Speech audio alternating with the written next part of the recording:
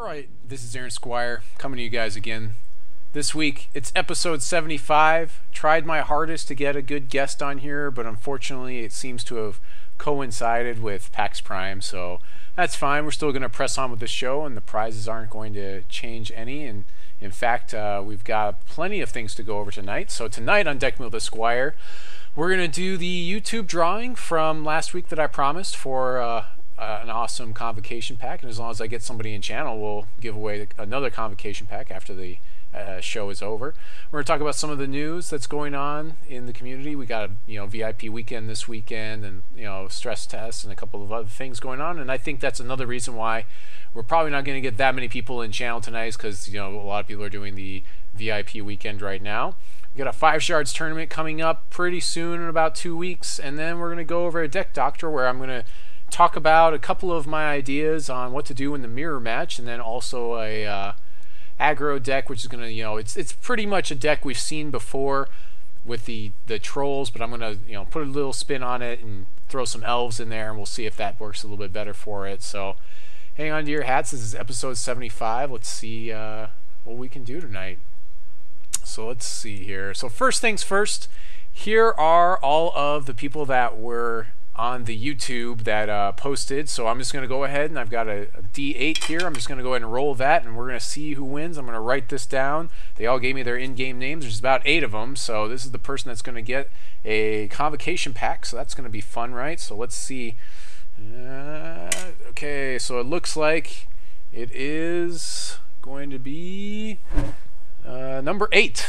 Number 8 is the first person that went ahead, and so Charman 26 is gonna win. Let's see, what's he gonna win? What's he gonna win? We got the Convocation pack not even opened yet.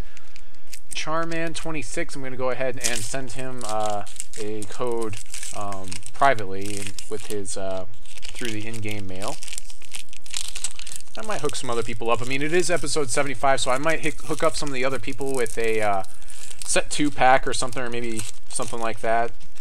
And we're going to try to give away some good stuff, because I like to do, 75, 25. I like to get all the episodes giving away something cool. But it looks like he's getting a Cloud Queen for Shaman 26. So congratulations, Shaman 26. And I'm going to go ahead and write that down really quick. Chamonix.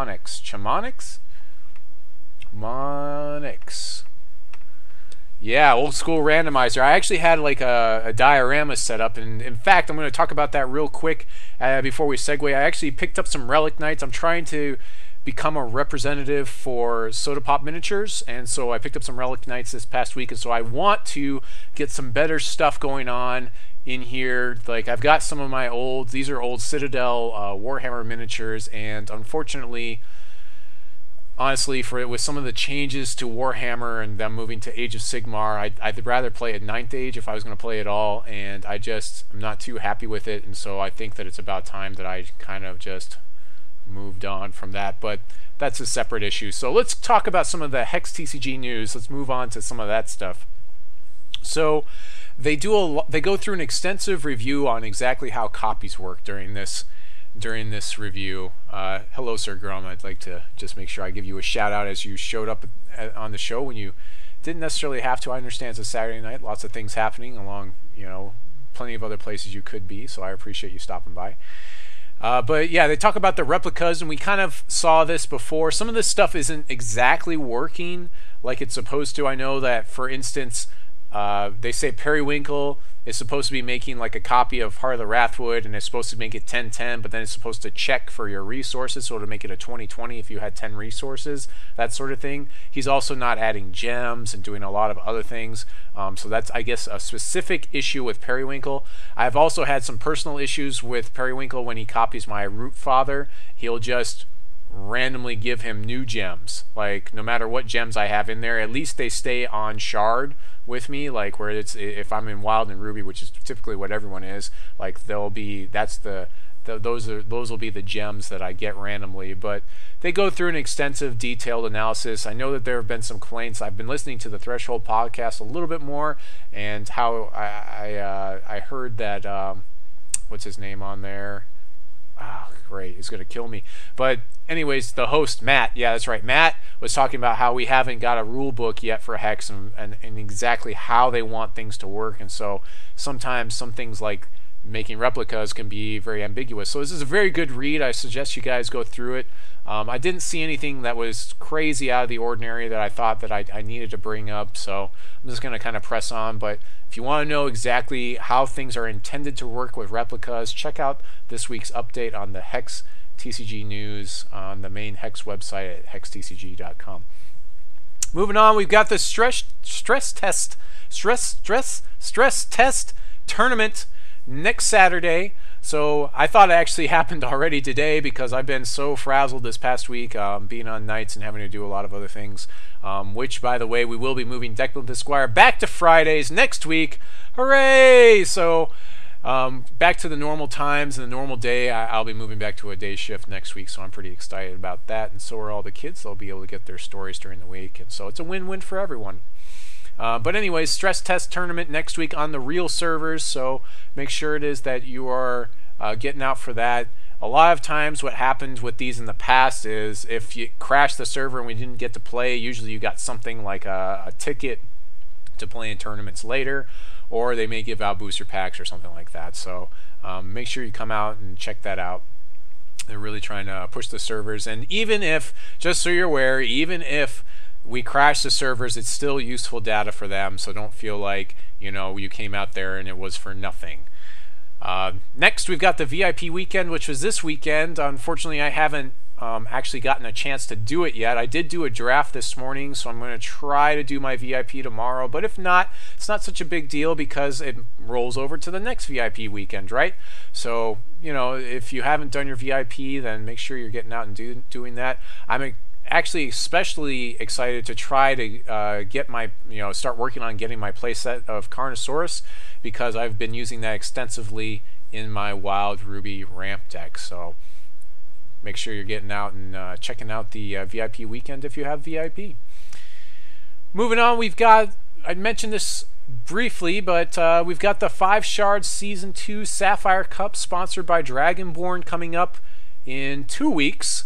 So make sure you're getting ready for that, getting your deck together, figuring out which deck you're going to be playing for that constructed tournament. We've got a lot of other stuff going on. That's one of the other issues tomorrow with doing VIP is I'm not going to be able to do the other tournament, the what is it called? The I forget what it's called, the ICS or the LGS tournament. Anyways, I won't be able to do that tournament. In fact, I even made a post about it, so that's unfortunate. I did do excellently well with a typical Ruby Wild ramp deck where it's playing Majesty and all that sort of thing, so I felt pretty good. I actually made it to the semifinals, so I was in top 4 last week, so that's pretty cool. Thought that was last month for those 2 cards. May be wrong on this. Well, I mean, that's what they're showing here, is they're showing that it's on this month, so, or at least I thought it was. So, but that was this is the latest update. So I mean, if it's a new one, then it's a new one. It's not a big deal to me. But anyways, make sure you're getting out for this. It's completely free.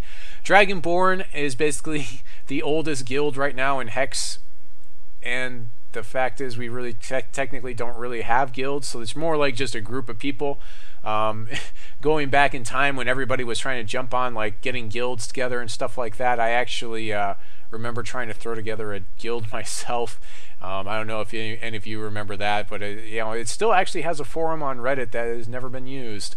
But I don't think that I'm going to actually be able to support something like that. So don't join my guild. Actually, I'll probably end up joining their guild, honestly.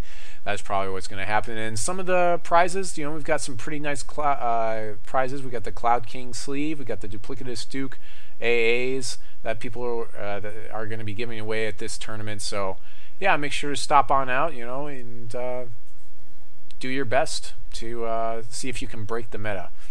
Speaking of which, we're basically at our deck doctor for tonight, so there's a lot of extensive talk that we can do about the decks that are available to us. So I'm going to go ahead and start off with the deck that I ran last week. Of course, we're going to see right away that it doesn't actually have the same reserves from last week. So this is the exact deck that I ran last week. So Starting off, we got the 4 Wrathwood Larch. I think that this is a card that is a must for this deck. I actually don't especially like running Chlorophylla in this deck. I understand it deck thins you, makes it maybe a little bit easier for Titania's Majesty to hit. However, at the same time, typically you're not going to draw more than 2 Chlorophylla that are actually going to do you any good in a game.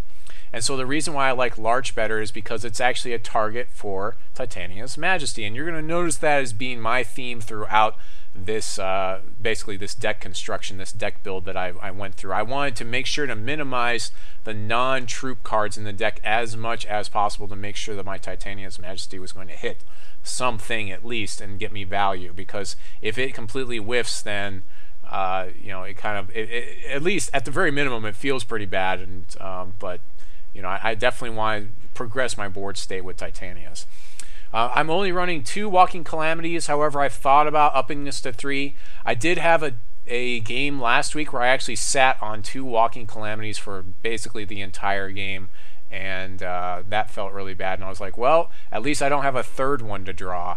You know, obviously Walking Calamity is one of those cards that can win you the game outright, and also people are running Azawa in this deck without even running Diamond, just basically all in on you know, if they draw Titanias, they're trying to win. I really dislike that idea too, because I feel like you're going to lose more games you're going to win that way. However, honestly I haven't actually tried it. You know, I guess if you had 8 targets for Titanias and you draw it and you get to play it, there's a much better chance of actually hitting something. However, I've basically I want to say like 32 targets in the deck that are troops. Now, a lot of the troops aren't the best targets, but at least they're troops. I'm running 9 Wild Shards, 4 Shards of Savagery. I think that's a must. The 6 Ruby Shards, and then 4 Felroot Acorns, and a ton of, well, not a ton of elves, about 13 elves. So next on the docket, we've got Puck the Dreambringer. You could probably run more of these if you wanted to. He's double threshold, and then I also don't like having a lot of uniques in my hand in the deck, that sort of thing. And you know, there's times when Puck the Dreambringers are really not going to do too much for you. He's not going to actually get you a lot of resources or advance your board state or anything like that. But then on the other hand, there are times when you play Puck the Dreambringer on turn 2, and then on turn 3 you cast like one of your 7-drop Arborean Rootfathers, which of course feels pretty good when that happens. So that's pretty good. But better than that, I actually found that Periwinkle was a card that, man, this card just, like, if it resolves and sits on the board, your opponent's going to have some issues, because like you're getting like double Crocosaur, double Rootfather, and then double Walking Calamity, double Larch.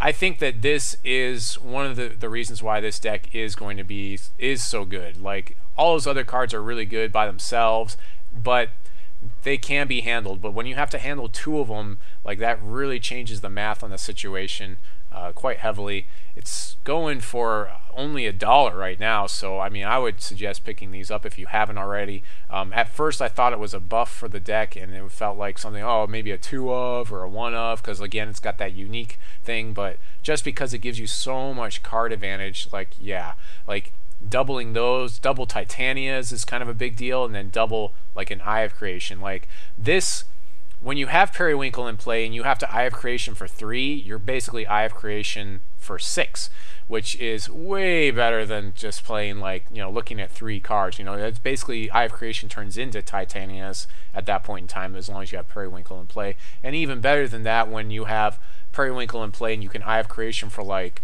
8+, you know, yeah, it's pretty ridiculous. Like, you basically look at all the cards in your deck and that's like an auto win situation there. Speaking of Eye of Creation, moving on to that card choice in this specific deck.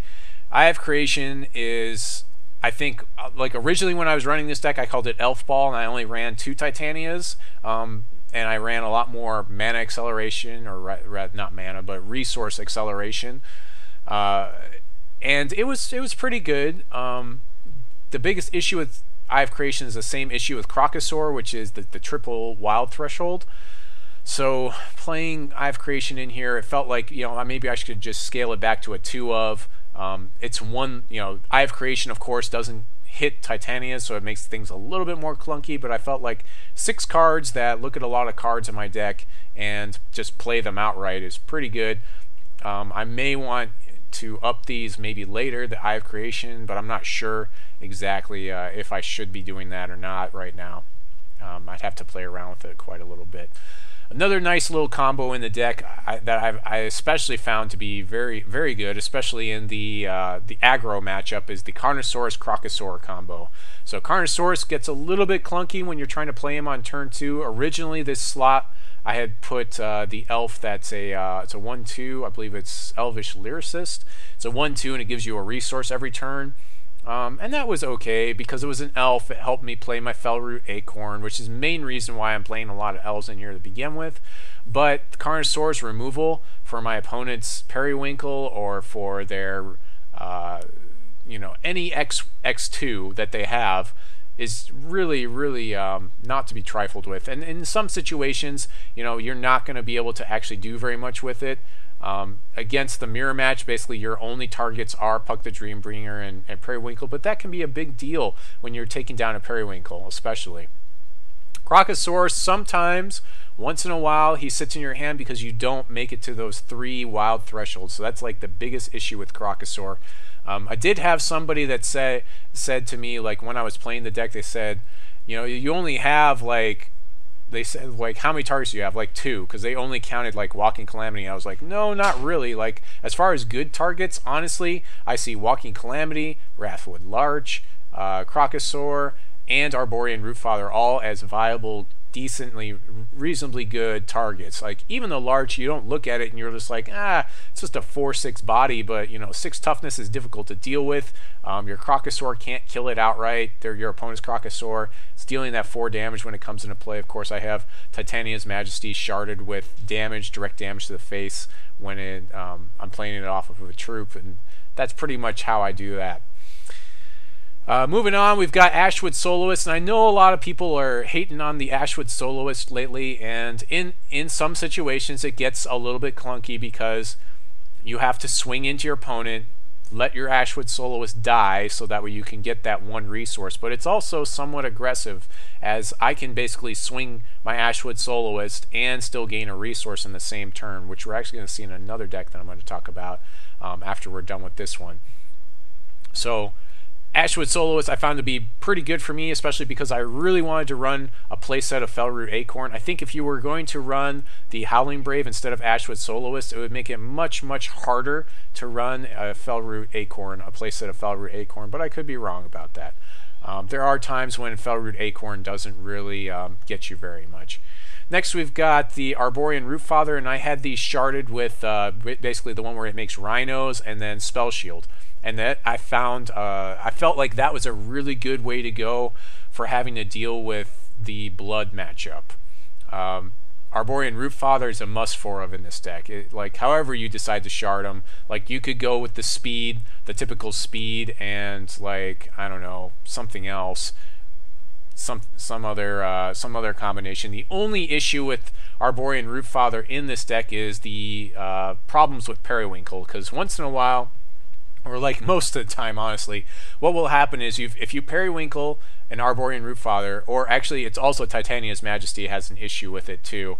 Actually, it's more Titania's. I'm sorry. Let's step back a second. So Titania's, like, I have this socketed for damage, and then I have this socketed for it produces rhinos when it deals damage, and then Spellshield.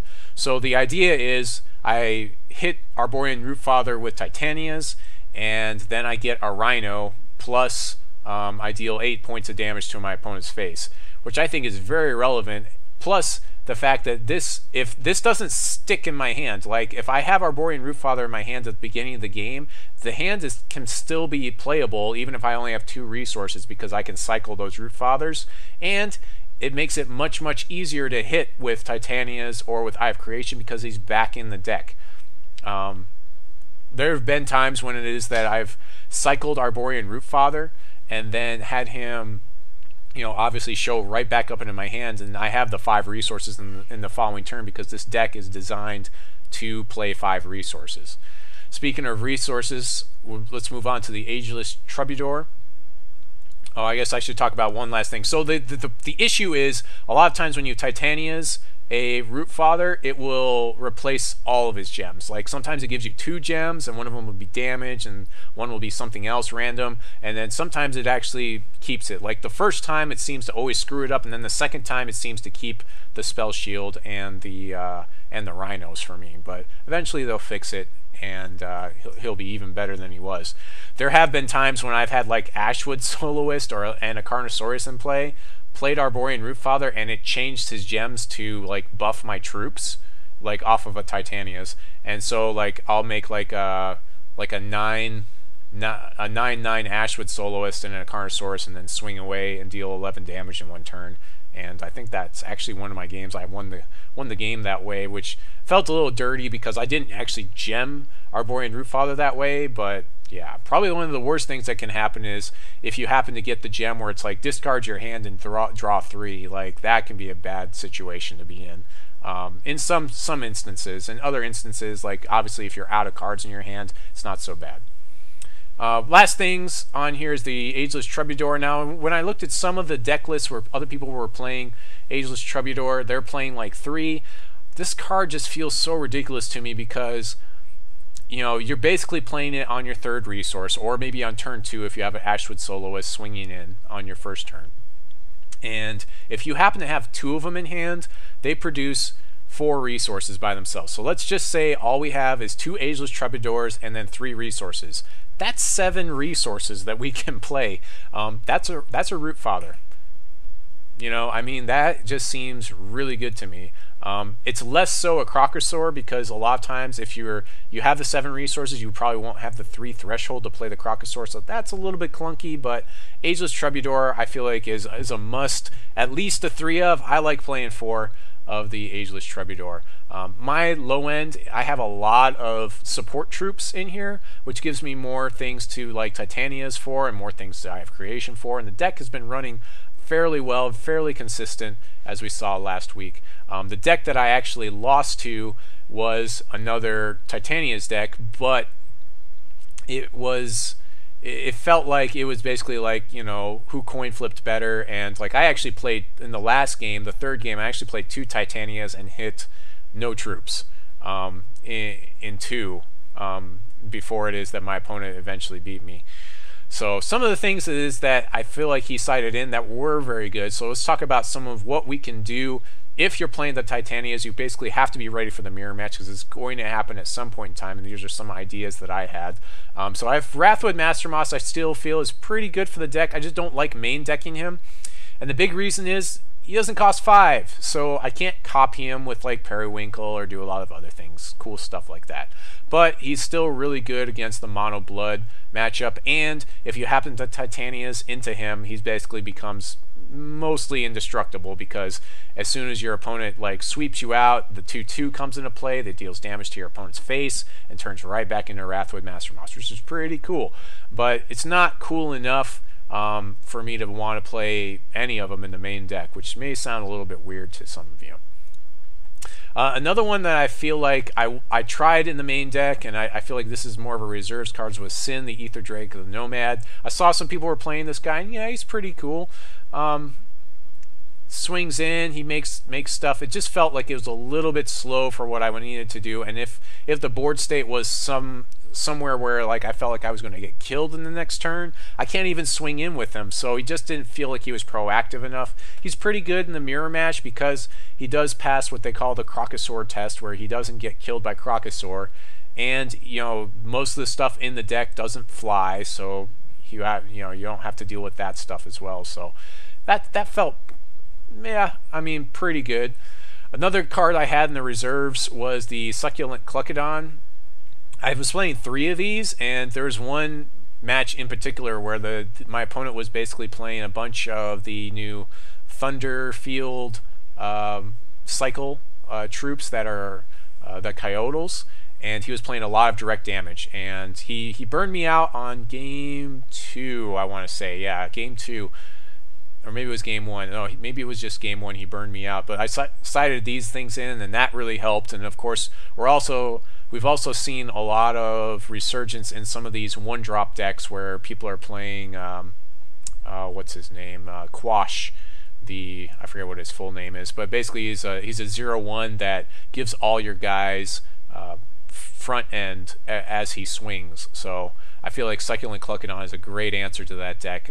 You know, if you fall below 10, he can put you right either very close to it or back over 10, and once you're there, he's a 4/4 body, and usually that's going to help you swing the game back in your direction. But some other things I've looked at trying to do to counter the strategy of this deck that we're playing is Demolition.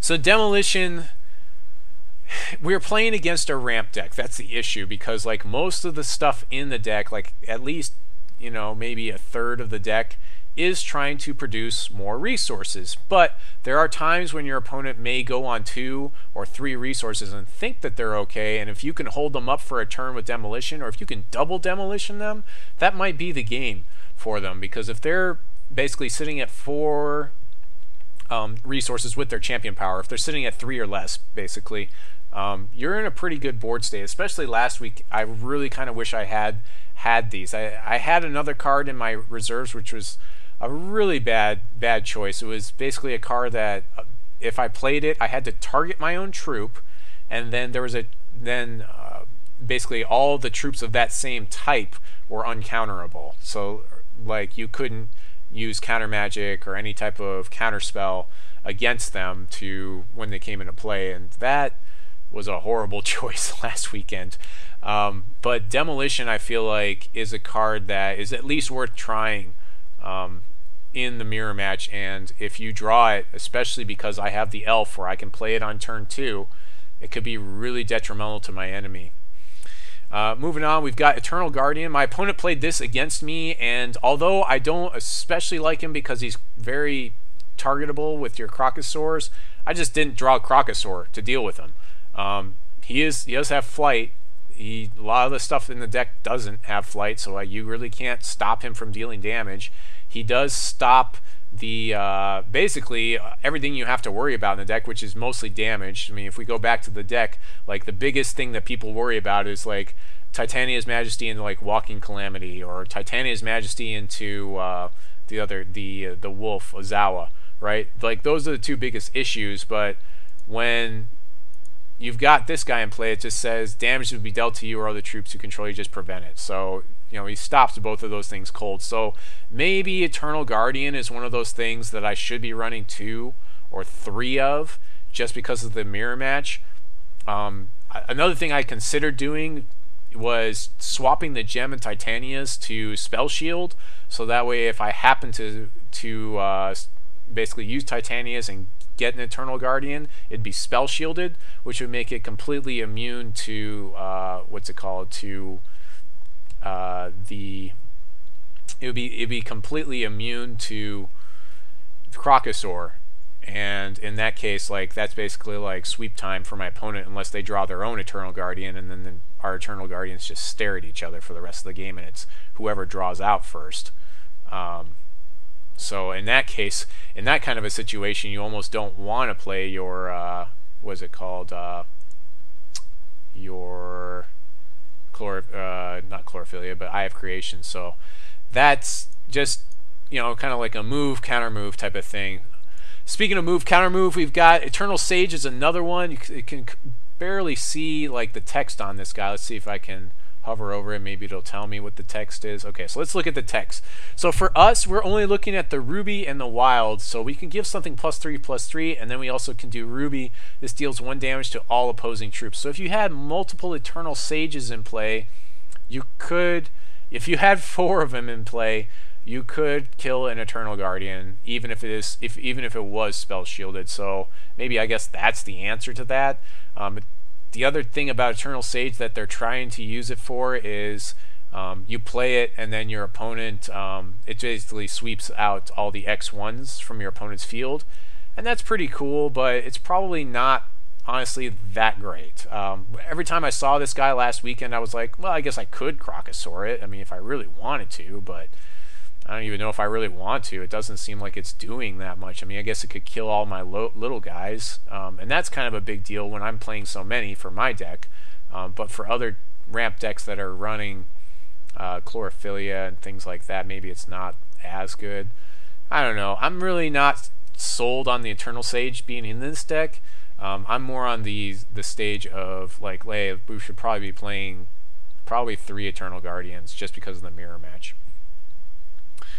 Another card that I played last week that I never actually sided in was Scorn of Oberon, and this is one card that I guess could have dealt with Eternal Guardian, so maybe I should have sided it in. Really all it's going to deal with is artifacts, and you're not really going to be reverting anything in the mirror match, so it doesn't feel like it's doing that much. It's possible that it may be a better idea to go with the artifact or constant destruction that draws you a card. Let's go ahead and see that one. Artifact. Let's see, I believe it is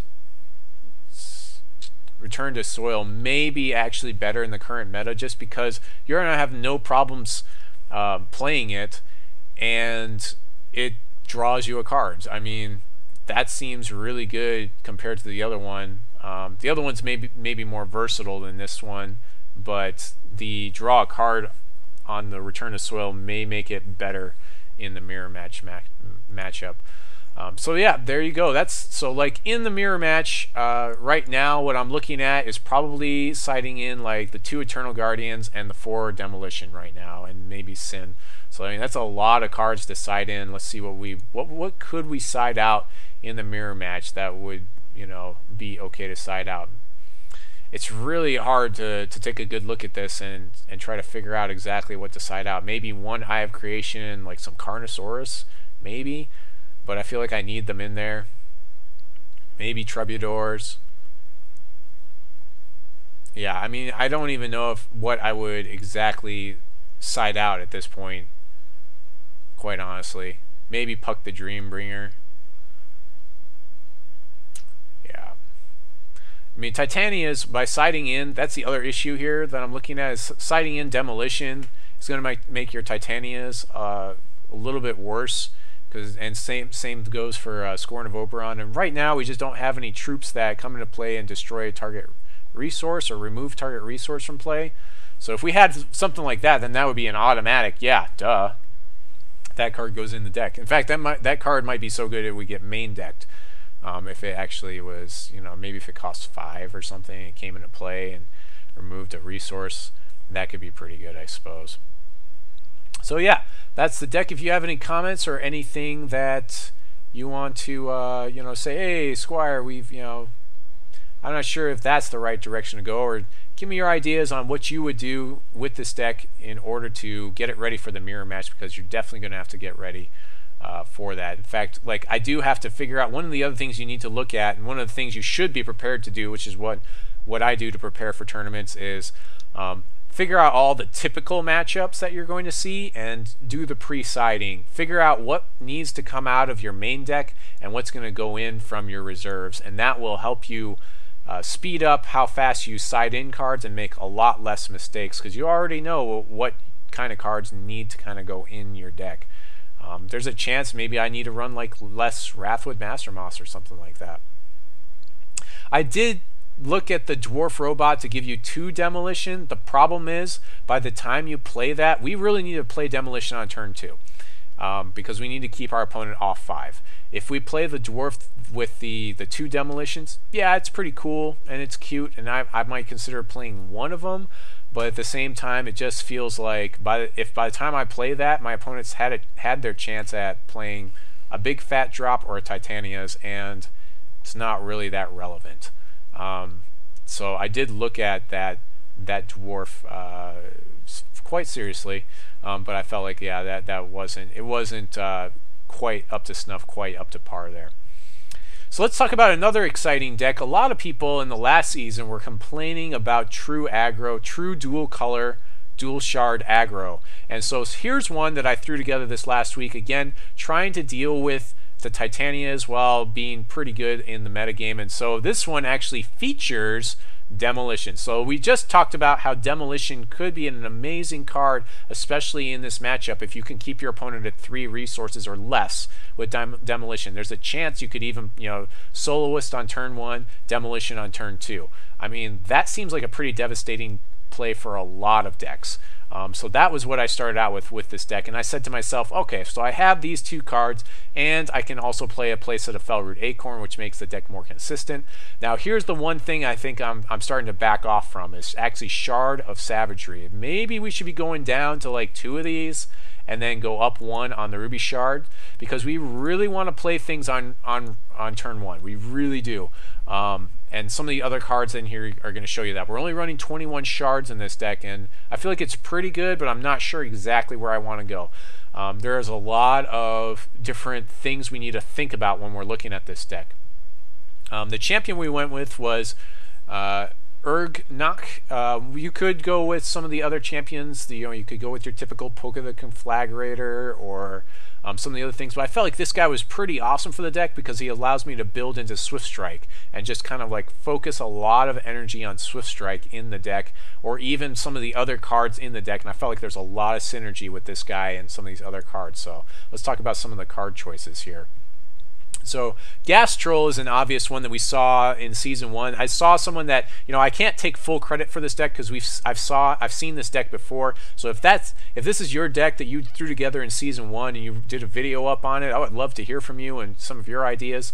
But we have a Gas Troll in here, so you can turn 1 Gas Troll and then play a lot of other Ruby cards. Now I did play a couple more wild cards because I felt like they were strong enough to warrant that decision, but turn 1 Gas Troll and then you start following it up with stuff. If it doesn't get answered, it can get out of control very quickly, and then we can also throw our champion power on it, and because of that crush, it becomes really difficult to deal with, especially when you can keep your opponent off of 3 resources.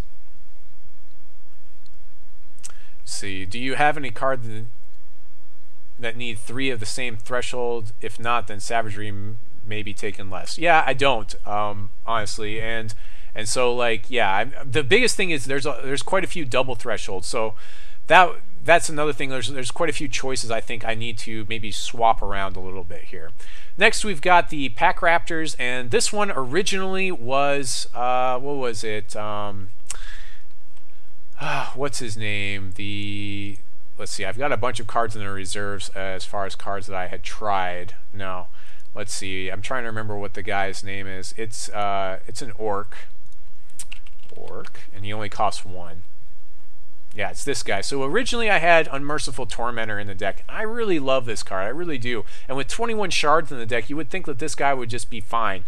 Perfectly fine. You could run him, dump out your hand, no issues. But unfortunately, he's become, for some reason, just super clunky in this deck. There's a lot of times where like I just need to play all the resources in my hand and I just keep top decking resources. Also, this guy makes it so I cannot hold on to burn spells when I kind of need to hold on to burn spells and to respond to other cards. So I felt like Unmerciful Tormentor wasn't as good because I could give him Urgnok's +1 front end and he becomes a 2/1, and it just felt like it just wasn't going to be good enough. So instead, we're running Pack Raptors. And Pack Raptor, of course, has that Swift Strike front end and puts some more Pack Raptors in the deck. We've already know if we played 1 Pack Raptor, we can probably play all of them. So if we keep top decking them, it's not as much of an issue. Of course, there's a little bit of an issue if your opponent is like dealing with them or if they sweep you out or whatever. But eventually, Pack Raptor gets out of range of Heat Wave and a lot of other problematic cards in the deck, along with things like Gas Troll. So I felt like that warranted it, even though it doesn't synergize as well with Gas Troll. Pack Raptor synergizes excellently well with Urgnok. Speaking of Gas Troll synergy, a lot of you probably already know about this, but like we're gonna hit on it again. The Stink Troll, I started playing 2 of these, and I was like, wait a minute. When I play Stink Troll, Gas Troll becomes +2/+2. That's ridiculous. So it felt like I needed to play 4 of these. Plus, I can throw that Crush on a lot of these other Swift Strikers, and Swift Strike plus Crush, awesome. Just awesome. I can do it during, as a trick. I can do a lot of other things. I mean, obviously it's on the board and most players are going to see it coming, but it's there for you to use, and it buffs your board state in such a way that, especially with the Gas Troll, it's just awesome card to have. Next, we've got a lot of the other Swift Strikers in the deck. We've got the Ashwood Blade Master, the Emberleaf Duelist. The Blade Master I felt like was nice in the late game when it is that I have nothing else to do with my resources. I can just keep dumping resources into this, and all of my elves get +1 front ends. They all get better, and he becomes much harder to deal with. You can buff him out of range of a lot of things. He just becomes really good at just helping out a lot of your other elves. He's going to help out your Emberleaf Duelist. Now, the biggest issue with Duelist is you probably will never block with it, or if you do block with it, you're in a bad position. But getting that Swift Strike on the attack, plus Ashwood Blademaster, buffing it, seems pretty good. We can play it on turn 2. Seems like a very strong play with the Swift Strike on the attack. And it's an elf, so it helps us play our Felroot Acorn. Very important. Ashwood Soloist, we've kind of already talked about. It's in the deck, so that way we can play a turn 2 Demolition, which I think is very strong. It also helps out as it's a 1-drop that, you know, buffs your Gas Troll, as all the Ruby cards do in the deck. Another addition to the deck was your Deathmask Assailant. We're giving everything front end, so why not Deathmask Assailant? Like, a lot of times your opponent's going to set up some defenses, but Deathmask Assailant makes sure it is that you can just push that damage through anyways. It's like I've had a 5/4 you know, Gas Troll on turn 3 or 4ish, and you know, when Deathmask Assailant hits the table, it's like, well, you know, your opponent's at 3 resources or less because of Demolition, and there's really not a lot that they can probably do at that point in the board state. Another kind of a clunky card that I probably need to pull out of here is Constantina. I've always loved this card. Maybe this should get moved to the reserves because it's still pretty good, maybe in the Sapphire matchup where they're doing a lot of tempoing and other stuff. But even in that matchup, it's pretty good to be able to play you know, like Demolition and just demolition their stuff so they can't get to 3 and 4 resources. We do have to worry about Reese the Crust Crawler a little bit, but it shouldn't be too much of an issue as long as you like land like Death Mask or something like that, and hopefully you can just get the damage through. I mean, Reese is ridiculously slow compared to like how fast this deck should be going as long as it curves out properly. Burn is kind of an obvious choice. It's quick action speed. It's been a staple since set 1. There's really not too much else to say. We're running a ton of Swift Strike troops in the deck, and so Burn can make it, you know, where it looks like your opponent has a good block into like a very not good block when you burn them, and then your guy Swift Strikes them and kills their guy outright. So Burn is kind of a must, which kind of brings me back up here to Ragefire. Now, Ragefire gets a little bit clunky because it's got the double threshold, but so does our champion and our champion powers. Most of the deck is Ruby, so Ragefire should be perfectly fine, but some other options that we could have gone with are some of the other burn spells that are a little bit faster, you know. Let's actually look at some of those burn spells. So let's come in here, let's go type, let's say basic action, quick action, and let's not say orc. So other things we could go with, let's actually just go with quick action. We just want the quick actions. So, and we need Ruby cards because it's basically going to be, yeah, just the Ruby cards. Let's go with those. So let's see, we could have gone with Volley of Arrows, but it's way too expensive. Vandalize just destroys artifacts. We really don't care about that. We're basically looking at something in the 2-3 range. Soul of Battle, I think Skewer is probably like the best choice that we probably could have gone with in here, because it has that, you know, if you actually kill an X1 with this, you get to deal 3 damage to a troop's controller, and like we haven't seen as much Falconeer as we used to, but he's still around, and he's eventually going to see some play at some point in time. I actually saw no Falconeers last weekend, which was very surprising to me. But Skewer seems like a reasonable choice here. Let's see, we've got the Ruby Aura is okay, but most of our stuff already has Swift Strike, so that doesn't feel like that's very good. Crushing Blow is okay, I guess that could save our guy, but probably actually the Boulder Toss is probably one of the better choices here, because if you buff, we're buffing all that front end, and this could just finish the game out for you. So maybe Boulder Toss is a little bit better, but for now, what I have in there is the Ragefire. The nice thing about Ragefire is on the late game, if you top deck it, you could deal 8 points to your opponent's face, given that you played it 3 times before to like kill troops or do face damage or something like that. Plus, again, all those Ruby spells are going to buff your Gas Troll, so you know, more chance of drawing the ruby spells. I guess that's another clunky thing, is like when you have more pack raptors in the deck, that's less ruby spells you have that you can actually draw. And I think that's mostly the deck. So yeah, probably to take a better look, let's see, our 2-point range needs some work, and we've already like earmarked some things for like let's move them. Let's move the Constantina to the reserves for now. I don't think I would play with more than one anyways, just because she's unique. And yeah, let's move the Rage Fires to the reserves for now. Just trying to figure out what else could we do that maybe might make this deck a little bit more consistent, a little bit stronger. We could run a 20-second resource as well if we wanted to, but we really kind of need to fill out that 2-point range. So let's see what kind of things in Ruby, Shardless, and Wild we have in that 2-point range. The only issue with doing this is it doesn't show me cards that tunnel. So we have Verdant Wildeboar. In fact, mostly I just kind of want Ruby cards. So let's just look at those, because like the Ruby cards are what's going to buff our Gas Troll anyways. I'm thinking, Sir Grum, are you like the only person in the channel right now?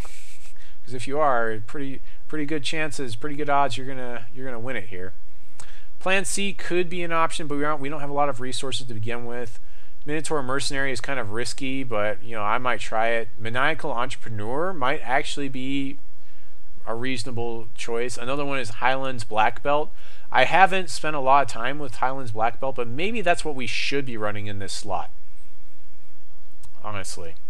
Fiery Indignation does nothing because we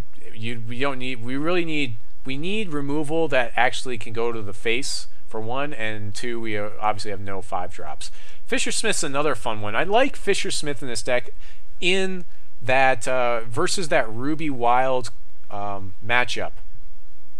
You know, I love playing this card because it's going to force, it could possibly force your opponent to think twice about Titanias, or like if they play their, actually I guess it doesn't really work then, does it? No, it doesn't work, because if they Calamity, then with Titanias it deals 10 damage to your face, Calamity swings in, Fisher Smith kills it, and then Calamity does another 10 to your face. So maybe Fisher Smith isn't the best, but there's a lot of other situations where Fisher Smith will be fine to kill some things. Hey, it's the Gin and Tonic. We have 2 people that can possibly win tonight, so that's pretty nice for you guys. Welcome to the show as always. I'm really kind of looking for some sort of removal that we can play that is going to be in that 2-point range, and like unfortunately I'm not seeing it. So I think maybe what we really need to do is just go for the Highlands Black Belt. Now I already have some of these on the reserves, so maybe that's what we need to fill out this range. The Highlands Black Belt has a lot of versatility. You can buff its front end pretty well. Yeah, seems pretty good, and that's going to bring us back up to 59. Let's see, Soul of Battle, target troop you control gets crushed. This deals double damage. The end of your turn, sacrifices. Soul of Battle might actually be a nice one-of in this deck, because we are buffing a lot of things and dealing double damage. Like if we get something at 5, I mean that's 10 damage right there. The Bolt I like. I just kind of wanted to have something that was more quick action speed. That's kind of where what I really kind of wanted. I mean, I like Crackling Bolt. It's going to help me buff my guys. It does do 3 damage to the face. Like that's the nicest thing about Bolt is like I can actually direct it at my opponent's face. Whereas if I'm going to play what's it called? The other one, the other quick action speed. I guess for some reason Bolt came up as a 2-drop. Yeah, if I'm going to play Skewer, I actually have to hit something with it, and then it has to have 1 toughness on its base stats in order for me to deal damage to my opponent's face. So maybe that's not the best idea. I wonder if there's any good tunnelers that we could play in this deck that would be, you know, pretty good. Another one we could try out also in here is like Scrap Tech Brawlers, because we can dump our hand. We can dump all of our Scrap Tech Brawlers out of our hand. Another one I considered was Prince Taliesin, because hopefully we would have just killed enough stuff that we could just put them into play and not have to worry about it, but it's probably not going to happen. Gore Master, probably not. Gem Craze Berserker. Yeah, I mean, I'm not really seeing a lot of other things. Probably the Boulder Toss. Honestly, like, Boulder Toss might be the best choice just because it's quick action speed. We can deal a lot of damage to our opponent's face with it. It does require we have a troop in play, but like, that may be the better choice over Crackling Bolt. The only issue is now we've got this going on, but it's not so bad because we do have our turn 1 Ashwood Soloist. We've got a lot of turn 1 cards. Yeah, actually I kind of like where this is going over what we had before. The Constantina also was like a kind of an issue for the deck. Let's see, what else did we put in here? We put that black belt. Let's look at all the elves we've got. We've got 4, 8, 12. We've got 12 elves. I had one more when I had Constantina in here, and yeah, that was probably good. I have tried to look at other elves we could play in here, and it's just one of those things where it's either not Ruby or it's just not that great in the current meta. Let's look at some of the elves that we could have played. Like Wild Root Dancer, we're not playing a lot of resources, so that's already not good for us. Warrior of Andronicus, although a good card, is probably a little bit slow for this deck. Sylvan Performer, obviously we aren't playing 5-drops. Same thing with Sky Dancer. A 5-drop Root Enchanter is really good in draft, but not really that great. Pupil of Creation is looking for 5-drops. A lot of the wild cards are just simply looking for 5-drops. One of the ones I strongly considered was this Nelebrin Skirmisher, and giving it where you can't block it unless you have wild, unless you're wild, like putting the Ruby Gem where you can't block it, and that seemed like that could be pretty promising. It has evasion, it's going to deal damage and then get bigger every turn, which makes it harder to deal with every turn. The problem is the current meta pretty much plays predominantly wild troops, so I felt like all I was going to do was like trade my opponent's wild troops with it, and like I didn't want to have to throw something else in to like give it Swift Strike. Another one that I think is a real contender though is this Mentor of Oakenge. This seems actually pretty good to me because he's got that front end like we wanted to see, but he's gonna get that Oakenge Ceremony, which only costs us 1, and we can look for troops in our deck, and that seems reasonably good. Let's see, anything else? You know, Constantina, of course, is just a great body for the cost. You know, 2 for a 3/3 is just amazing. Child of Rust doesn't really do very much for us. But yeah, you can see like our options are pretty limited. Ageless Troubadour just basically, yeah, it's mostly for that ramp deck, and then Ashwood Maestro or whatever you want to say is just, it's just, giving your opponent 2 resources, it's like, okay, why don't you just go ahead and play Titanias on turn 2 because I gave you Ashwood Maestro. You know, that's not a good idea at all. Yeah, I mean, the only time I could see somebody playing this is if they're in the Titania's deck, and you know, maybe they would decide to play this over like Ageless Troubadour, but I feel like it's going to give your opponent too much of a headway. Does anyone know where you get this version of the Ashwood Soloist? Because like I think that is a pretty awesome picture, and I would like to get that at some point in time. So we're almost done with the deck. Let's look at some of the other cards I looked at throwing in there. I thought of maybe throwing a 1 of Savage Lord just because we're playing a decent amount of dinosaurs, but if I did that, I would probably want to play Carnasaurus in the deck. Like main decking Carnasaurus, yeah, that could be pretty interesting, sure.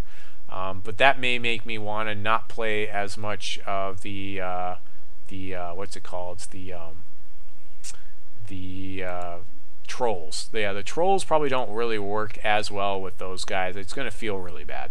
Another one is Wrathwood Mastermoss, maybe as a 1 or a 2 of on your reserves, just because of the blood matchup, I guess. But you know, honestly, you should be coming in underneath that matchup anyways. Where it's like, hey, if they stabilize, they stabilize, and I don't think Wrathwood's going to save you that much anyways. Another one, oh, it's a spin A, I kind of figured.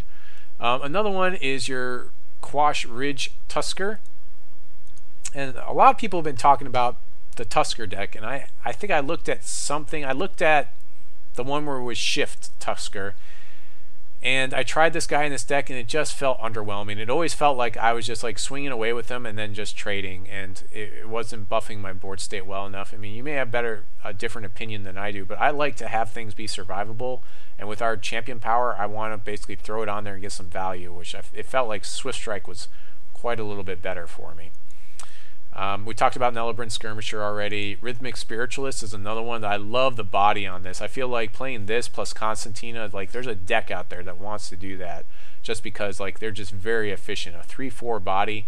Plus this throws troops back into your deck, buffs their cost and buffs their power and toughness, and then takes their cost down to almost nothing. Another one that I feel like could possibly counter the entire Majesty deck is actually Giant Caterpillar. It's a little bit slow because you know, given that everyone has the perfect hand and you play this and you get a Giant Cocoon right away with it, and your opponent, which it would take some other cards in order to do that because you need 3 Wild Threshold, by the way. It just feels like this is going to be a little bit too slow to deal with Majesty. But let's just say that you did get it out and your opponent hasn't killed you yet.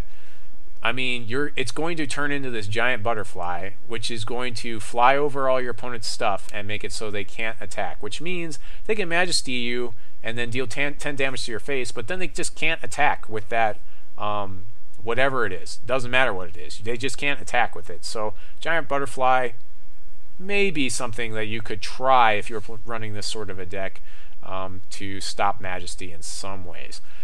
Another thing is we talked about Fishersmith. Now, although this doesn't work that great against Calamity, it works pretty well against probably a lot of the other things, or at least it's going to stall your opponent. It's pretty much the only tunneling troop you're going to play, so if you play it, your opponent will kind of know what you're doing. But at the same time, if it stalls out like the attack for a turn, that might be enough to help you out, but honestly, it probably won't be. Emberspire Witch is probably the best one for the blood matchup, the blood diamond or the mono blood matchup. You know, it's got Swift Strike like everything else. I actually had this in the main deck for a little while because it had Swift Strike, but it felt like it wasn't doing enough. Plus, it's not an elf, so like, yeah, that may not be the best. We already talked about Constantina, and Carnasaurus, of course, gives you more removal for a attached to a body, which is pretty awesome. And then Crash of Beasts is another classic. The only reason why I put this here is because in the main deck we have our Stink Troll, and so Stink Troll will buff all of your beasts from Crash of Beasts and make them 4/4 beasts, which seems pretty good. So anyways, it looks like we've come to the hard stop on the show. I hope you guys enjoyed some of these decks we talked about tonight. Didn't have a guest on tonight, so maybe we'll try to get one next week. And of course, again, reminding you guys, next week we're moving back to our normal time, which is 8 o'clock Central Standard Time on Fridays. And stick around after the show because I'll be giving away a Convocation pack. And yeah, really appreciate you guys for stopping by. So tonight on Deck with the Squire, we talked about the YouTube drawing from last week. So congratulations to Shamanics. Talked about some of the news and how they clarified some things. We got the VIP tournaments which are going on right now, and so if you haven't hopped on those, make sure you're getting on those. I'll probably get on the last one, the last train tomorrow. And I also talked about the ESL for a quick minute and some of my experiences with that last week. We talked about the 5 Shards tournament coming up in 2 weeks, so make sure you're getting ready for that and getting out for that. It's completely free, so make sure you're doing that. And then we went over the Deck Doctor, where I just simply talked about some of the things that we need to do probably in the mirror match with your Calamity deck, or whatever you're going to call this deck. And then I also talked about a possible aggro deck, which is going to kind of feature demolition, so it can turn to demolition your opponent and hopefully keep them off that Majesty long enough that you can just like kill them outright. That's pretty much been the show tonight. So again, thank you very much for stopping by. Stick around after the show for the giveaway. Until next time, this is Aaron Squire signing off, saying God bless your families. Try not to rage too much out there.